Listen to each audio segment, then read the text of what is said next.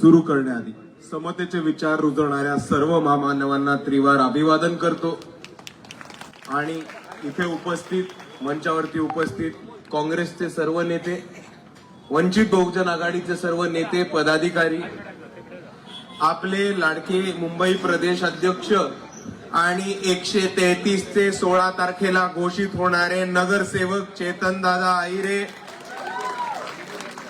119 च्या आपल्या अधिकृत उमेदवार सुनीता अंकुश वीरताई, 119 चेतन दादा, 118 सुनीता ताई आणि इथे उपस्थित माझ्या बंधू भगिनींनो, माता भगिनी आणि या चळवळीतल्या तमाम साथीदारांना माझा जय जिजाऊ, जय शिवराय, जय ज्योती, जय क्रांती, जय लहूजी, जय मल्हार, अस्सलाम वालेकुम रहमतुल्लाही बरकातू आणि क्रांतिकारी जय भीम. मित्रांनो, आज महानगरपालिकेची निवडणूक आपल्या तोंडावरती आहे आणि ही निवडणूक आपल्या सर्वांसाठी महत्वाची आहे. कारण या निवडणूकमध्ये ज्या ज्या लोकांनी आतापर्यंत मुंबईला लुटून खायचं काम केलं, ज्या ज्या लोकांनी मुंबईची तिजोरी खाली करायचं काम केलं, ज्या ज्या लोकांनी वॉर्ड क्रमांक 118 आणि 119चा विकास थांबवला होता आणि ज्या ज्या लोकांनी आपल्या विकासाचे, आपल्या सुधार कामांचे जे पैसे येत होते ते पैसे खाऊन स्वतःचे खिसे आणि घरं भरण्याचं काम केलं होतं, आज त्या लोकांना उचलून सत्तेच्या बाहेर फेकण्याची गरज आलेली आहे आणि वंचित बहुजन आघाडीचे आणि काँग्रेस पक्षाचे उमेदवार हे आपल्याला निवडून द्यायची वेळ आलेली आहे. मित्रांनो, आपल्या सर्वांसमोर सांगतो की आपण जर आपल्या वॉर्डची परिस्थिती बघितली तर आजही आपल्या सर्वांसमोर बऱ्याचशा समस्या आहेत आणि म्हणून वंचित बहुजन आघाडीच्या वतीने मी आपल्या सर्वांना गवाही देतो की वंचित बहुजन आघाडीचे उमेदवार निवडून आल्यानंतर प्रत्येकाच्या घराला नळ आणि त्या नळाला दररोज स्वच्छ पिण्याचं पाणी देण्याचं काम वंचित बहुजन आघाडी नक्की करेल. आणि त्याबरोबर आपल्याच एरियामधली जी शाळा आहे, ज्या शाळेची अवस्था मोठ्या प्रमाणात रखडलेली आहे, त्या शाळेची अवस्था सुधारून त्या शाळेमध्ये पुस्तकं, बुक्स, नोटबुक्स आणि त्याच्याच बरोबर प्लेग्राऊंड आणि खेळाच्या फॅसिलिटीज बरोबर मोफत, प्रायव्हेट मध्ये मिळतं त्याच दर्जाचं मोफत इंग्लिश मध्ये शिक्षण देण्याचं काम हे वंचित बहुजन आघाडी नक्कीच करेल. त्याबरोबर SRPचा प्रकल्प थांबून ज्या ज्या लोकांचे 500 स्क्वेअर फूट पर्यंत घर आहेत त्या त्या लोकांची घरं तुमच्या नावावरती करण्याचं काम आणि कोणत्याही माणसाचं घर हे अपात्र ठरणार नाही याची पूर्ण दखल वंचित बहुजन आघाडी निवडून आल्यानंतर घेणार आहे. ठाकरे बंधूंचं हे नकली राजकारण आज तुमच्या समोर मी उघडच पाडतो. सगळं हे दोन्ही बंधू राज ठाकरे, उद्धव ठाकरे, त्यांची 2 पोरं कुठल्या शाळेत गेली? English medium. मराठी मीडियम मध्ये गेली का? तेवढं तर नाही. त्या शाळेचं नाव काय? बॉम्बे स्कॉटिश. मुंबई स्कॉटिश शाळेचं नाव नाही. शाळेचं नाव काय? बॉम्बे स्कॉटिश. अरे स्वतःच्या शाळेचं नाव बदलता नाही आलं तुम्हाला, मराठी माणसाची अस्मिता काय वाचवायला निघालात? आणि दुसऱ्या बाजूला आपल्याला आठवत असेल की आदित्य ठाकरे पहिल्यांदा 2019 मध्ये निवडणुकीसाठी उभे होते की नव्हते? कुठलं उभे होते? वरळीमध्ये. वरळीमध्ये, अख्ख्या वरळीमध्ये बॅनर लागले होते. काय बॅनर लागले होते? काय बॅनर लागले होते? तिकडनं बोललं कोणतरी. काय बॅनर? केन शो वरळी.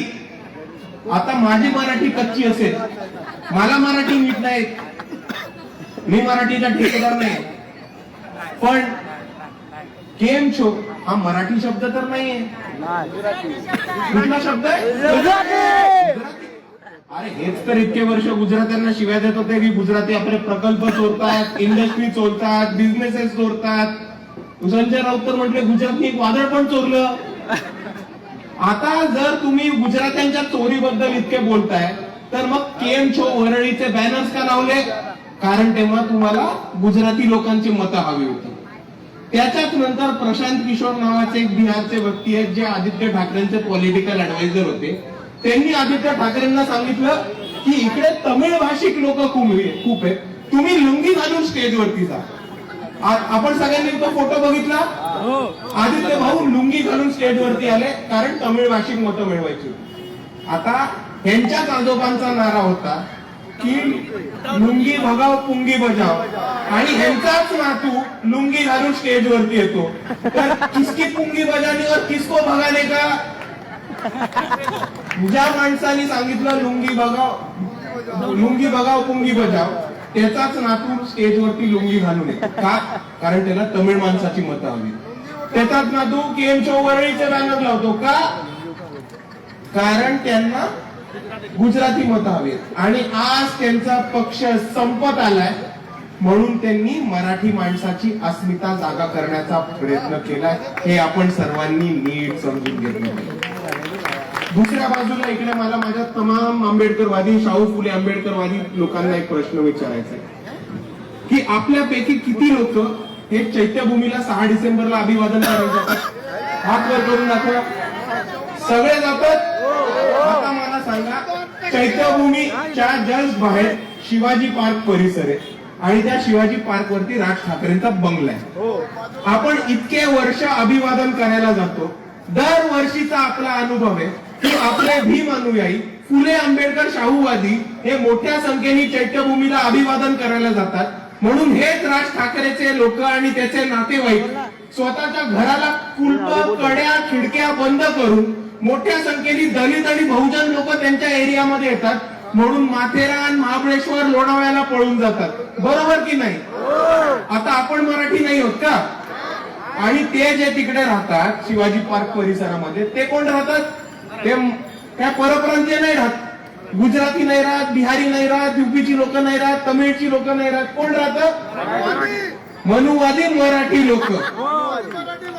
आणि आज या मधुवादी मराठी लोक आपल्याला जातीवादी वृत्तीने हिरवतात आणि त्यांना आपली मतं पाहिजे म्हणून आपल्याला मराठी अस्मितेच्या नावाखाली एक करतात. पण ह्यांचा जातीवाद विसरू नका मित्रांनो. डॉक्टर बाबासाहेब आंबेडकर सुद्धा मराठी होते. त्यांना अभिवादन करणारे येणारे त्या लाखो करोडोच्या संख्येने येणारी लोक सुद्धा मराठी होते.